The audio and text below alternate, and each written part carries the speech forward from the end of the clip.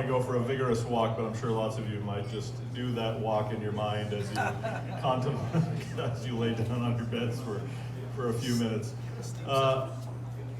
Yashika Torib is our last presenter, and I'm really pleased that she's with us today. She's a reporter for all sorts of different publications. She'll talk a little bit about her own background, but works for the Manila Times, and has regular reports on all things seafarers, has her finger right on the pulse of what Filipino seafarers are living. And so we've heard the official stories from Mr. Pampolina, I think who is now left. We've heard it from a number of different organizations from a historical perspective. And I thought it would really cap off the day to hear sort of from a reporter saying, okay, we hear all these official lines, but what are seafarers saying? What are we actually hearing in the press every day? So that's the heart of this presentation. Mr. Torib, thank you so much for being present with us, and I think you'll all agree she will give a very dynamic and wonderful presentation. Thank you. The floor is yours.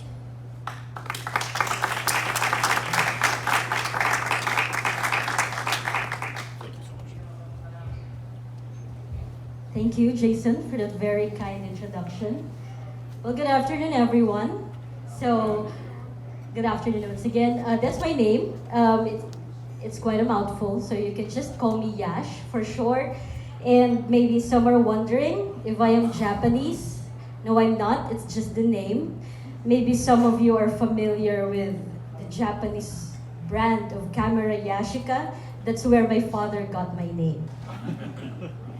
So now I'm just an obsolete camera from Japan. So my topic for today is understanding the key stories of Filipino seafarers. So I will just tell you different stories today about the big articles, news stories about the Filipino seafarers and how it impacted them. So before I go into that, let me just make a quick introduction about myself, just so you can get a perspective on why I do these things and my thoughts on this. So I am a maritime journalist since 2007. So I write for different publications. I do broadcasting, I anchor radio programs. I also do public speaking. So I'm a writer by profession. And just like you, I am a volunteer. I am a captain with the Philippine Coast Guard Auxiliary.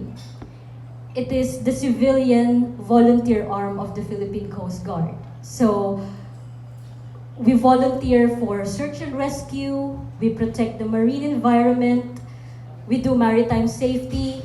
So all of this we train, we do, but we do it for free. So I understand and I know the feeling of being a volunteer, and as what it is said in Pearl Harbor, they said something about volunteers, right? There's nothing stronger than the heart of a volunteer. That's why I salute and applaud you all for doing this for our seafarers. Thank you so much. I am proud of being a journalist. I am proud of being a volunteer. But what I am most proud of is that I am a daughter of a Filipino seafarer. So this is an old picture of my dad back in the late 80s in one of the tanker ships he was working on. He works on tanker vessels. This is him now. He has already retired from seafaring and he is now teaching on maritime training centers and he does researches. So if you're going to ask me, well, Jason asked me first when we talked initially about this, how I reported maritime news, how I handle this. Sort of saying, I handle the news with much solicitude and concern. In Filipino, we call that malasakit. Why? Because I was raised in this industry. I grew up with stories of the sea, of seafarers, of their anecdotes. So for me, writing is not just a job. in my case, writing stories is more than just knowing their lives because I also lived it. I experienced the realities behind their smiles. All because of my father. My father is a seafarer. So for the succeeding days, I checked your schedule. You will be meeting with Filipino seafarers, right? And you will be introduced to them. You will understand along the way who they are. And Filipino seafarers are so many things to the world, they cannot be encapsulated in just one word. But one thing that is unique about them, Filipinos are happy people. Therefore, Filipino seafarers are happy people. It is easy to make them smile. And Filipino seafarers love to sing. You give them the microphone to sing in the karaoke, you cannot get it back again. They'll just keep on singing. They're happy people. So, for the past 17 years that I've been writing for the Maritime Press, I've been doing a lot of profile articles about seafarers. And it is true what was said earlier. If you ask a Filipino seafarer what's wrong, they will not tell you immediately what's happening, what's the matter. You have to listen to their stories before you can read between the lines.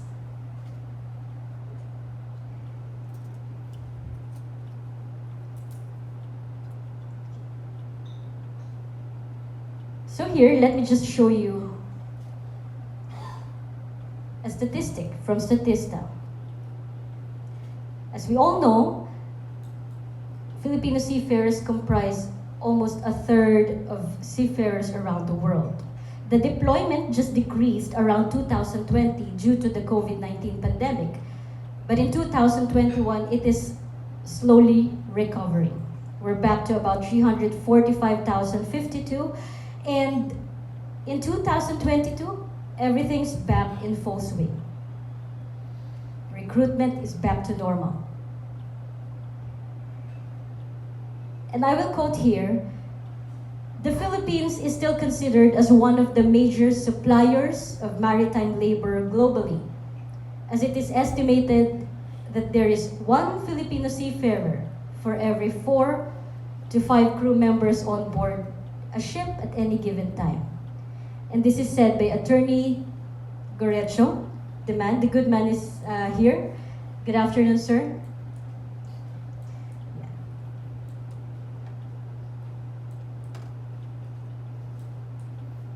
So let us understand first, what makes Filipino seafarers hireable? Why do ship owners prefer them? And these same reasons why they are being exploited. First is that Filipinos, not just seafarers, are hardworking people.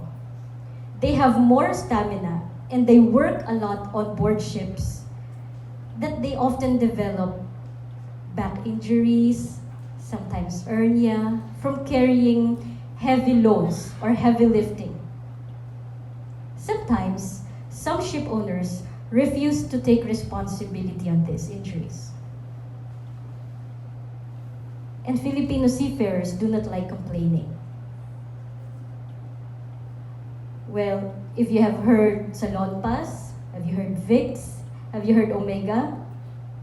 Liniments that we use whenever we have body pains. So whenever we feel something's wrong with our body, we just take medicines, we just use liniments and get on with our jobs. Another thing about Filipino seafarers is that they are flexible. They willingly perform duties even if it is no longer in their contracts. And ship owners, some of them take advantage of that. So they are subjected to excessive working hours, especially when the ship is at port. Whenever they do loading, discharging, especially when there's an audit, they work beyond their usual working hours. And that is a risk, because too much exhaustion and you keep on working, that would result to accidents. Yet they do not complain. Another is their ingenuity. This is just my opinion. I believe Filipino seafarers are the MacGyvers of the sea.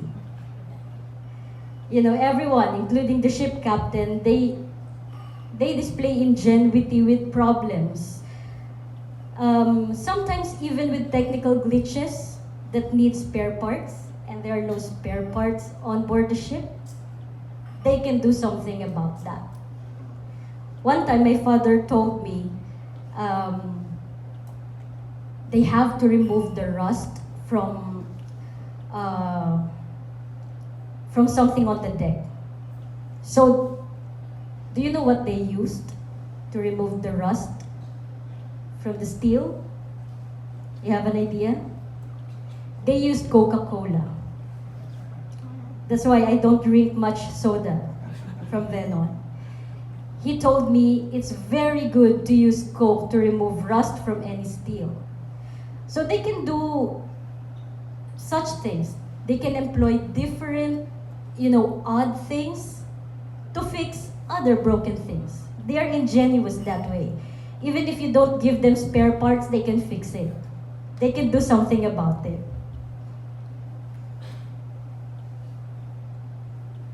Another is, their attitude. Can I see hands of anyone here who have already experienced or interacted with a Filipino seafarer? That's very good. I'm happy to see that all of you have interacted with the Filipino seafarers. More than being happy people, this is a fact about Filipinos. For all of us, most of us, the default attitude of Filipinos by nature, by nurture, and by culture, we are humble people, shy, to the point of self-deprecation. We are submissive, again, we are shy people. We are non-confrontational. So this leaves Filipino seafarers vulnerable to bullying on board. Why? Because they would rather be silent just to keep the peace. And also, they are very anxious that if they do answer or they challenge their senior officers, they would gain a bad reputation from the principals and ship owners, and they don't like that. So they'd rather keep the peace. They would just talk amongst themselves. So nonetheless, this shyness is masked by the typical good-naturedness of a Filipino. They're happy people. It's easy to make them smile. Even if our houses are inundated in floods, you can still see us smiling and laughing. So that's the good side, the good attitude of the Filipinos. And last, this is important. No matter the odd ways how we put our sentences together, we call it Baroque English. No matter the accent, Filipino seafarers know how to communicate in English. So there's no communication barrier. If you put them in a group of foreign crew, they can talk to everyone. Now let's anchor all of these attitudes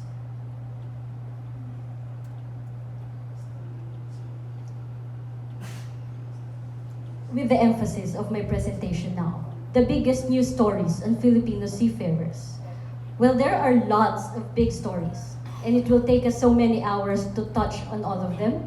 So I will just present 5 to you today. Of course, those that are published with the Manila Times.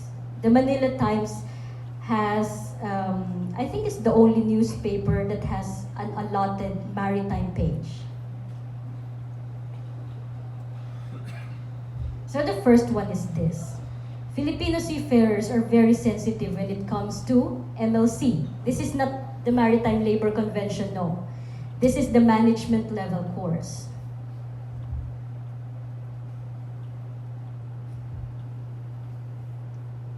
So I will not go into details since this was somehow technical, but MLC, or Management Level Course, was developed to comply with the STCW Convention.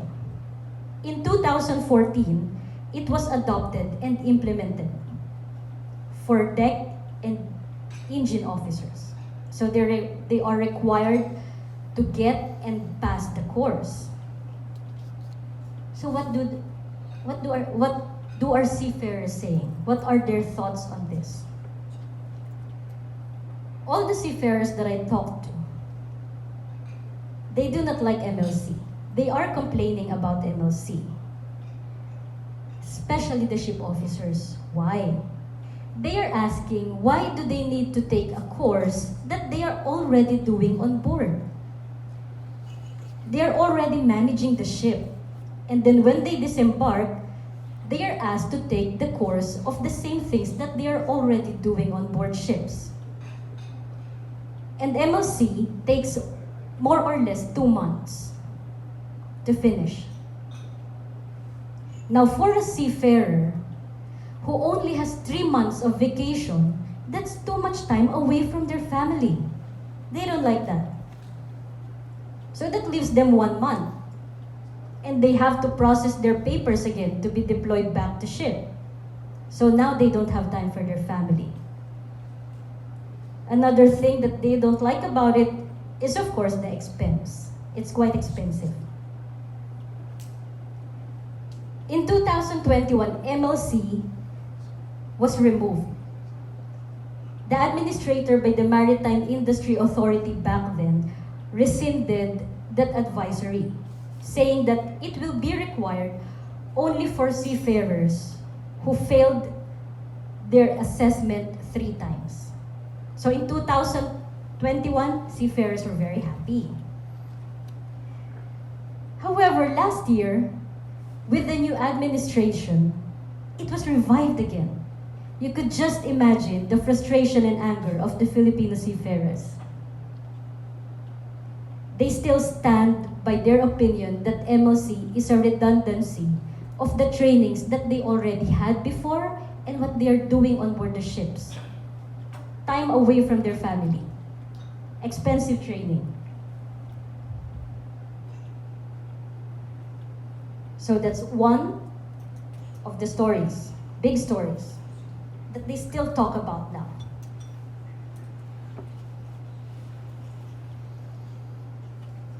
Now this is going on for the rest of the world, the decarbonization of ships. And this entails new training, of course. Now again, more training, more time spent away from their family. Of course, we understand the importance of training, especially for an industry such as shipping. It is very important. Now, the only concern here is that new technology can be a struggle for the older seafarers because they were used to supervising, managing, operating a ship without the convenience of the gadgets that we have now. They are not as tech savvy as the millennial seafarers or the Gen Zs, the younger cadets that we have. So it's either that these new technological trainings will interest them or will urge them to finally hang their hats and retire from shipping.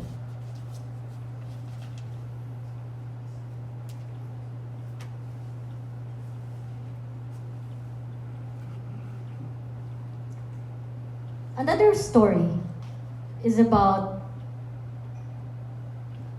the supply and demand for crew members for cruise ships or luxury vessels. Here in the Philippines, during the pandemic, those who worked on board cruise ships have realigned their priorities because they have lost their jobs. It was 2 years of unemployment. So what do? They cannot be unemployed for a long time because they are providing for their families. So they put up their own businesses. So for 2 years, they thrived with their own businesses until such time they are no longer interested in going back to sea. Also, they are anxious to stay with their families, just in case another emergency happens. So a good number of crew members who worked on cruise ships, somehow they've lost interest in going back to sea. Another reason for the low supply is that so many hotels, so many restaurants shut down during the pandemic. Hotels and restaurants are important because before a crew can be deployed on board the cruise ship, they have to have a job experience working for a restaurant, working for a hotel, at least 6 to 2 years. Now during the pandemic, so many hotels closed down. Now there's not enough trained people to be sent on board cruise ships when the cruise industry opened. The demand is still high, but the supply for crew members has already diminished. A good number of them doesn't want to go back to sea anymore.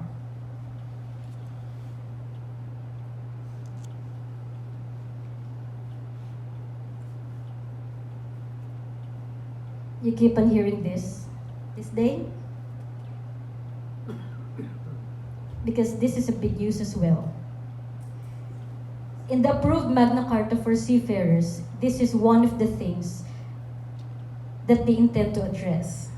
Well, of course, ambulance chasers, these are the lawyers who would urge seafarers to file cases and huge monetary claims against their ship owners.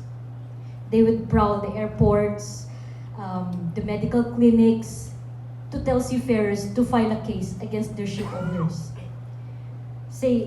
So they would find ways to declare that a seafarer is no longer fit to work because of an injury incurred while on duty.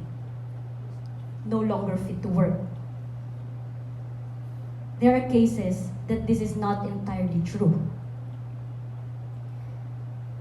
In one of the articles published in the Manila Times, I think you're going to meet her in the succeeding days, Attorney Iris Bagilat of Dula Seafront.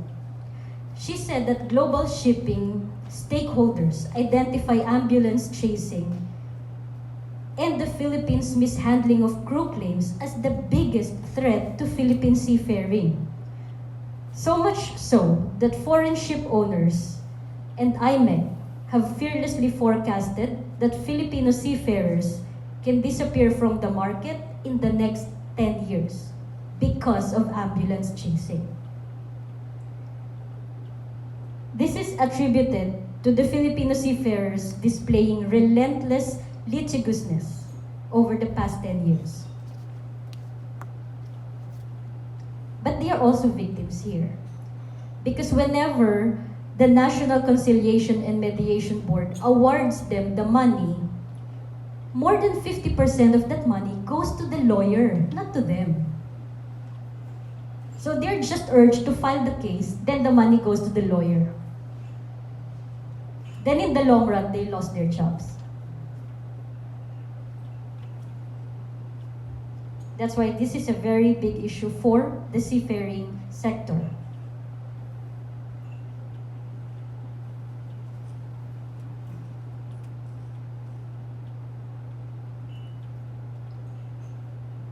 So seafarer concerns are now one of the government's top priority, according from, of course, the Department of Migrant Workers, through the guidance of our President, Ferdinand Marcos Jr.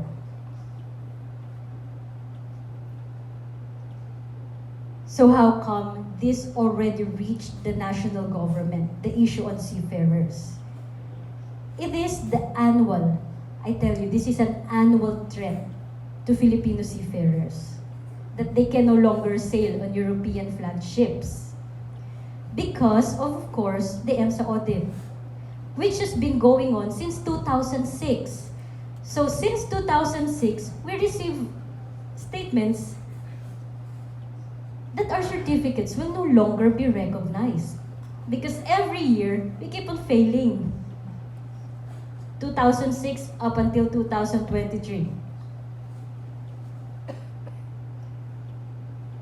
According to European Union Seafarer statistics, the Philippines is the primary non-European country that deploys seafarers on their ships. That's about 40,000 ship officers. So if the EU refuses to recognize our certificates because we couldn't pass their audit, that's not just 40,000 ship officers. Any ship that has Filipino seafarer calling a European port, they can no longer hire Filipinos. And that is a major unemployment threat to hundreds of thousands of Filipinos. That's why it is a concern not just for the Filipino seafarers but to the national government. Because a huge chunk of remittances, they come from Filipino seafarers. But for us here, in the local maritime industry, it is no longer news. Because again, we are being threatened since 2006 that our certificates of competency will no longer be recognized. Anyhow, we find ways to comply every year. It's just that every year when they do their audit again, there's something wrong.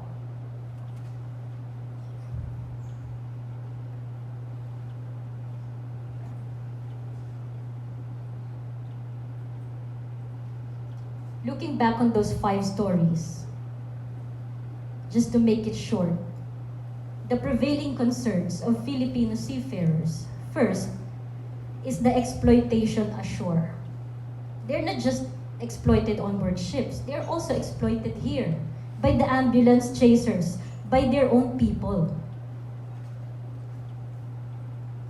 Next is a threat to their job security.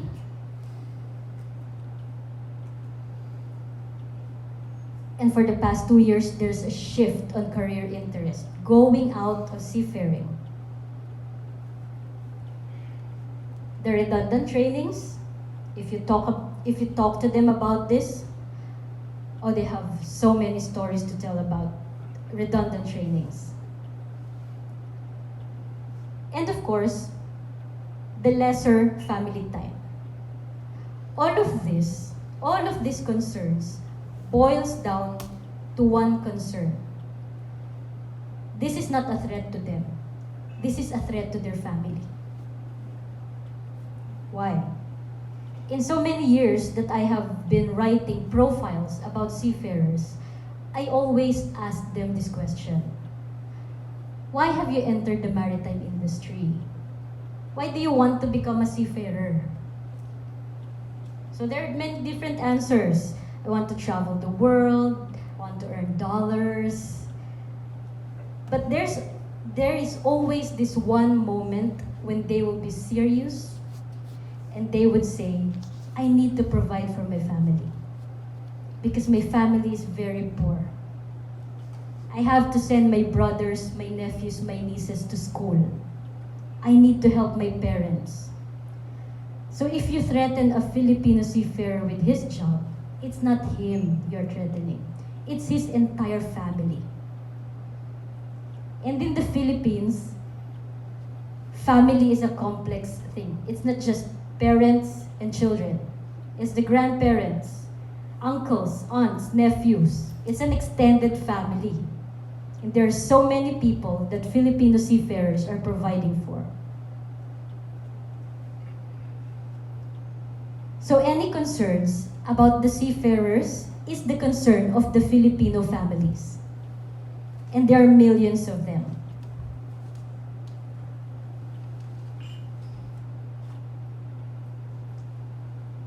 Now to quote, this is Congressman Sandro Gonzales from the Marino Party List. he said that Philippines produces the most seafarers globally. Of course, next to China, Indonesia, and India. This makes Filipinos the most sought after nationality because of their communication skills, diligence, and competence. And yet, seafarers are one of the most underrepresented and unrecognized groups in the country. Because until now, this is a fact. Whenever I talk to non-maritime people, they still see seafarers as money-making machines. Because seafaring is a lucrative job. If you compare their salaries with the salary of people who work here on shore, it's way bigger. They could buy the latest gadgets, they could invest on houses, they would buy cars, they could send extended families to school. They provide for their relatives. Seafarers here are seen as rich. If you're a seafarer, you are rich. Problem is, the perception on seafarers is not the same here in the Philippines. It's not the same as with doctors, engineers, lawyers. The respect is different. Do you know that it is even once said long ago, decades before? The older people would say to their children that if you are not intelligent, go be a seaman. I'm not a seafarer, but this insults me. So, sorry for the word. So they would say, if you are dumb, go be a seafarer. Because it is a job for the not so bright people. Now I'm wondering, when you go to sea, you're not just a seafarer, you're a navigator, you're a doctor. There's no doctor on board ships, right? So you would have to deal with people who are sick amongst yourselves. You're an engineer as well. You are a rescuer. If someone goes overboard, you have to rescue the person. You don't just leave the man there. You are a businessman. You are also a counselor. Anyone among your crew, they get depressed, you counsel them. Because there's no one else on the ship at sea. It's just the 22 of you. So you are everything to one another. So you are also a counselor. Sometimes they're also maritime lawyers. Because they need to know, somehow they have to be experts with the maritime law. They could even be astronomers. Now, they would also have to take multiple board examinations just to become a captain or chief engineer. Does that sound dumb to you? The appreciation and regard for our seafarers, Filipino seafarers, is very low. The respect is very low. They are simply reduced to a statistic, a figure, and a dollar-remitting group of overseas workers. But these are people too. These are humans with feelings. It's just that they are not very expressive of what they feel. Not all of them are like that. And when you board the ships, when you listen to them, you will realize this as well. They are not so very open immediately. So these are the people that you are going to help. And they are very lucky to have you. Listening to their plights, listening to their concerns, and helping them alleviate their worries. Because in a world where seafarers are ignored, they are invisible, they are unrecognized, every one of you here and those who will follow you, you are going to be their ears. and you are going to be their voices. That's why we really appreciate everyone you hear trying to understand our seafarers, what they are going through, and what their thoughts are.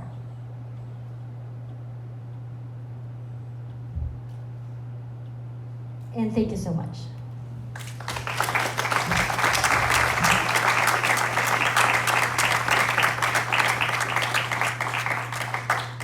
What a fantastic way to end the day.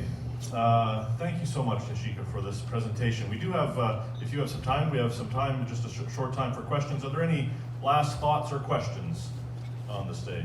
Yes, Monica. Yeah, I'm sorry, it's me again. I'm just trying to balance in my mind one question. I understand how bad and difficult this ambulance chasing is. And yet at the same time, I mean, seafarers on board who say like, oh, I have an open wound, oh, that's not so bad. Oh, my leg, oh no, that will be fine, you know? So very often I fear that they don't stand up to their rights, you know? And then when everybody talks about how bad ambulance chasing is, might there not be backfire and that they will not claim their rights anymore? How to balance these two things? You know, like, don't follow ambulance chasers, don't let them get into your claim, but at the same time, claim your injuries and get help that is legally yours. Yes, thank you for that question.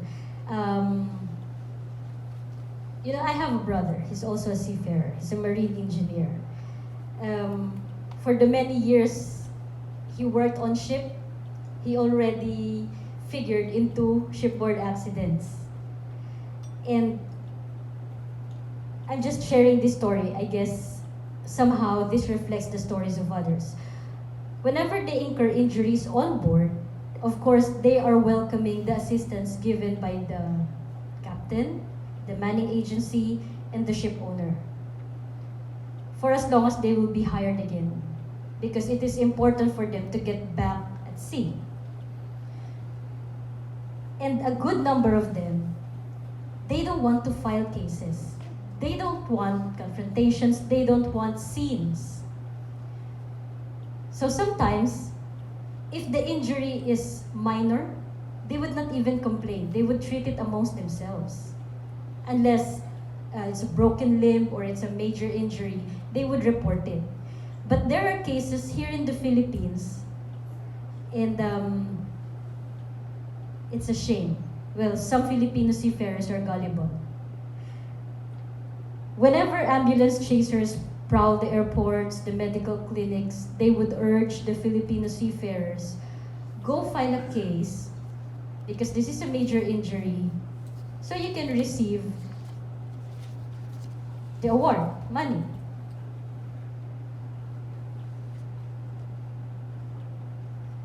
And they would, of course, they would take the advice. It's a lot of money. So not all Filipino seafarers would file cases. Not all of them would listen to ambulance chasers, but there are always those who are gullible enough to believe that that is the best way to stand up for their rights. So somehow, it's a miscommunication as well between the seafarer, the manning agency, and the ship owners, between what they can do for each other. Because there's the third party, the outsider, who is urging them, do this, stand up for your right, this is the right thing to do. Then of course they follow suit, not knowing that at the end of the case, most of the money would go to the lawyer, not to them. Yes. So I hope it addresses your question now. Thank you. Yes, Father Bruno. No, it's just a follow-up this. We are barking at the wrong tree because the problem are not the seafarers. The problem are the lawyers that they are taking advantages. So seems that here we are pointing the finger to the seafarers that they are cheated. But the problem is we have to go against the lawyer that are taking advantages of this. The seafarers, they want money, means. And so if somebody tells and make them believe that they can get the money, they will do it. So the problem is not let make guilty the seafarers because they take this chance, but let's go after the lawyer that take advantages of this. Yes, precisely. Can I add to that? Yes. Before that, ma'am, in fact, the Chief Justice here in the Yes. Philippines, he is urging all lawyers and seafarers to report any ambulance chasers and they will be disbarred. That is one of the solutions offered by the Integrated Bar of the Philippines. Go after the lawyers who are victimizing seafarers. So, yes, ma'am. Carmela Villar, maritime editor of the Manila Times, 30 years as a maritime journalist. As a support to Yashika, one of our senior writers, you're right, sir. It cannot be the seafarers because most of the times they're really the victims. That's why it has taken off so much here in the Philippines with a lot of associations because their target really are the ambulance chasers. That's why it has become such a it became so big. It even occupied front page in our mainstream newspaper, and that's rare here in the Philippines. You know, anything maritime and shipping in my country, a maritime nation, is rocket science to them. That's why they don't usually talk about it unless there's some sort of an accident or what. But I think they're taking it seriously because it's actually the seafarers that are getting victimized by all this. We're right up against 4 o'clock, so I'm going to cut the questions off. Not that I want to. I need to be